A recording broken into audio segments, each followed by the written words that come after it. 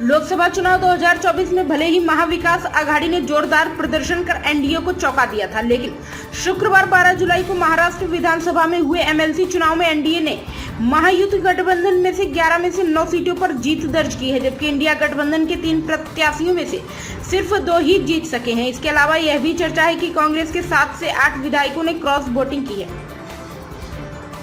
इस बीच राजनीतिक गलियारों में चर्चा है कि कांग्रेस विधायक कैलाश गोरंट्याल ने भी क्रॉस वोटिंग की है, लेकिन अब कांग्रेस नेता विजय वडेट्टीवार ने इसे अफवाह बताया है।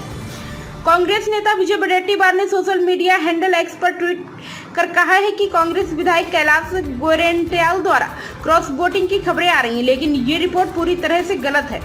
गोरंट्याल पार्टी के प्रति वफादार है, उनके बारे में झूठी खबरें फैलाई जा रही हैं। कुछ एमएलए पार्टी के साथ बेईमानी कर रहे हैं।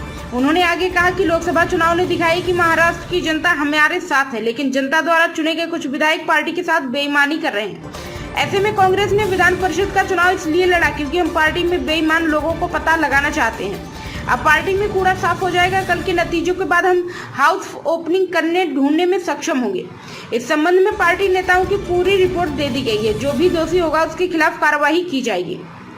बता दें कि महाराष्ट्र एमएलसी चुनाव में 11 सीटों पर हुई वोटिंग के बाद जब मतगणना हुई तो सामने आया कि बीजेपी को 5, शिवसेना शिंदे और एनसीपी अजीत पवार गुट को 2-2 सीटों पर जीत मिली है। वहीं इंडिया ब्लॉक से शिवसेना, यूबीटी और कांग्रेस ने 1-1 सीट जीती है। इसके अलावा शरद पवार के समर्थन में खड़े जयंती पाटिल चुनाव हार गए हैं।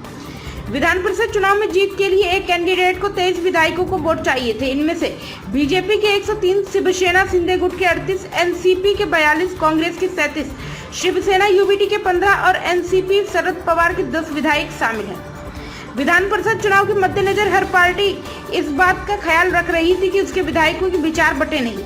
अजीत पवार की एनसीपी, भारतीय जनता पार्टी, शिंदे की शिवसेना और उद्धव ठाकरे की शिवसेना ने अपने विधायकों को होटल में रखने की कोशिश की। हालांकि शरद पवार की एनसीपी और कांग्रेस ने अपने विधायकों को होटलों में नहीं रखा था।